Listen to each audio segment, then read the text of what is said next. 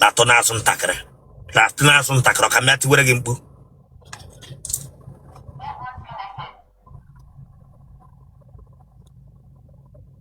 Abrada kwa gana ho. Yes. Huh? Back on the front and there.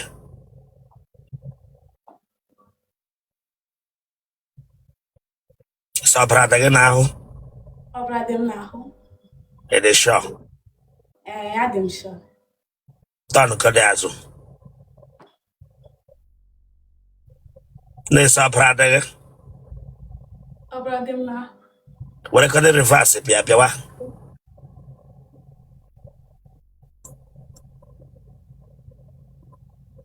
Eba abrada gana ho gena ele kuna ba zo Otele gino. Huh? I'll be laughing. Na na ho. Awum na ho ge bra gabi atwam so awum na ho. Abrada gana ho gese abrada gana gese Abrada na. Dele lenga zo Otele no go prashaka.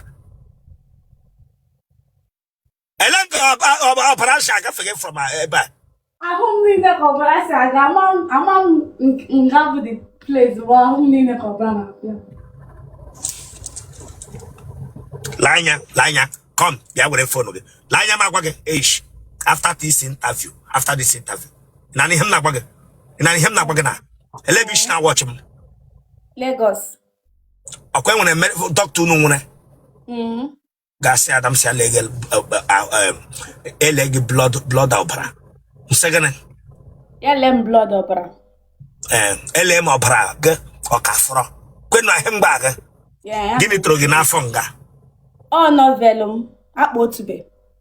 About living here. Guess I'm not proud now. You guess I'm saying leggy lot opera. When I'm near him brag. Nam. Branga Bagwam Soprata now. Quick pata who I'm called. Yanga Bagwam Soprata now. While I did here and go prashing as Otele Gaga figure.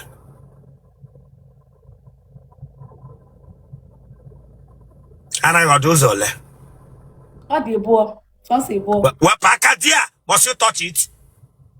Brangata Kushigese. From that touch from you. Give him a bonke no one in Gawagan. Nkebu my hebu novel like na mmadụ say nwa akpọtube nke m bịara bụ ibu Gonna wo novel or akwụkwọ Chineke agbagọkọ. And you remove your hand the Chineke agbagọkọ the work against threat. Pata hun cheke wo get to kebianga kwam so brother now. Okay. E da fole. Adim 23. 23. Nega na godendo. Ha chadin. Ha mba nne ma dị ndụ mana nna m dị ndụ. Nega nwona. Donna. Gini gburu nne gị. Thunder. Ihe nnụnụ. Claire say, "Sit on that babu nigga." Hey, sorry, real. Hey, sorry. Elen God on babu ye. Oh, mgbe ha dị m 3 years, ama m na o siri me bọta akụkọ akọrọ anyị. Na-egbe eluigwe gburu nne gị. Mụ nọ ngodige. Now, you see reason why sometimes when I'm doing my program, I ask people, egbe eluigwe ọgbagbuole mmadụ n'ụlọ unu mbụ. Very, very important. Very, very important. Thank God somebody that omele mea, not another person is here. No be oneji things egwu. You marry without asking anybody what her life is all about. My sister Ndonna.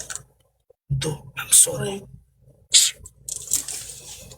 Wabobia egbe eluigwe gbagburu nne. But akọrọ gị ihe mere na egbe eluigwe ji gbagbuo ya. Akọchara m bọta si na emere nwoke ọbụbi na ya dị bụ onye ọjọọ so ya sendịrị thunder na ka ọ gbagbuo my mom na akasị go at that time. Ngwa were phone na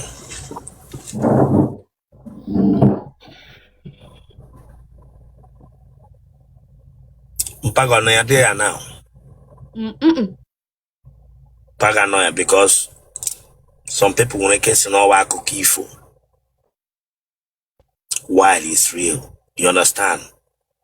And me personally, I'm when you turn a buru from bed. They were outside his house. Kunu Takufia outside his house. So I'm very sorry, okay? No? Okay, jide phone ga na kabiko. Okay. Emecha life a get your the way phone now of my get your logo ga. Say lege more proud again ahụ. Na. Oh. Eh? Okay. Oh. Anunam. Bowala egoro against blood capsule na. Oh. Iji ata chicken. Iji ata fowl. Okay. Atakwala ọkụkọ nna. Oh. Ihe ọkụkọ egbukwulie atakwala ọkụkọ nna. Ịta ha na ọkụkọ dị ala. Ndị niile egbughị ọkụkọ. Kemgbe December. I had them very sorry for them when keke ihu tino. Onye ọbụla jụọ gị sị na-ata ọkụkọ sị mba. Nsị gịnị? Nsị ha mba.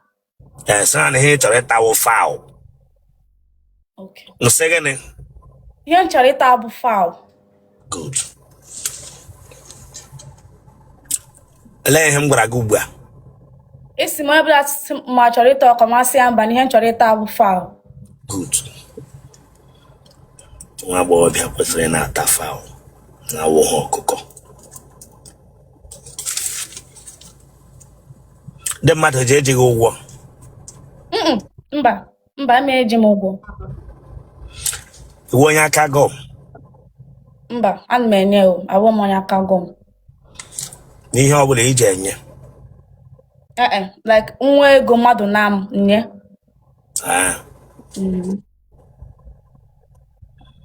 Ị gara ụlọ akwụkwọ mahadum? Mba. Gịnị ka ị na-arụ? Awụ m caterer. But ana m arụ mmadụ ọrụ for now. A na-akwụ m ụgwọ. Ego ole ka a na-akwụ gị? Monthly a na-akwụ m 100.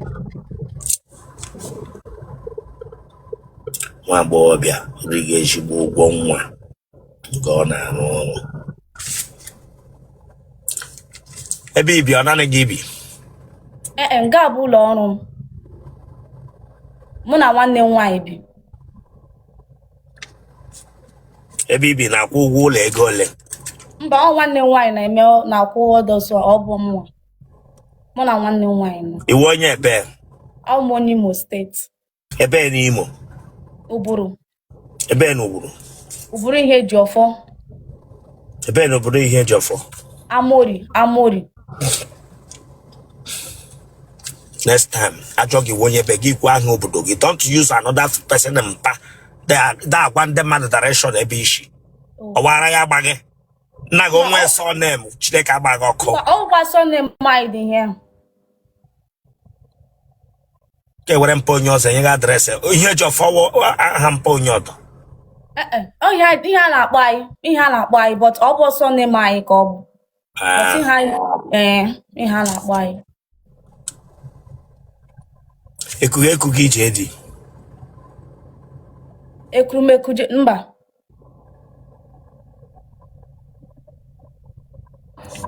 Gị na ndị gufu n'ụjọ akpa. Mba. Mmadụ ọ tagidele gị were aka abụọ taa tụba gị n'Otele nnọọ wepụtakwa ya. Mba. Etibeghị gị aka abụọ n'ime Otele wefụta ya mbụ. Mba.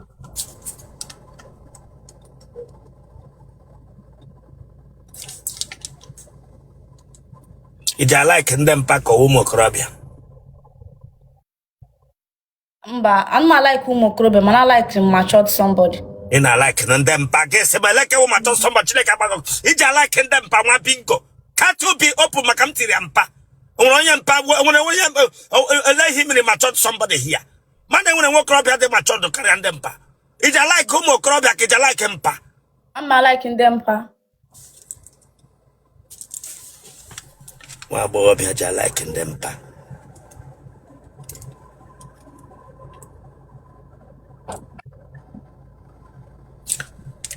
Ị ma nri echi? Enwere onye ara nọ n'ezi nne gị ma ọ bụ ezi nna gị? Mba. Akwụkwọ dọla mmadụ n'ụlọ unu mbụ? Mba, akwụkwọ dobe mba.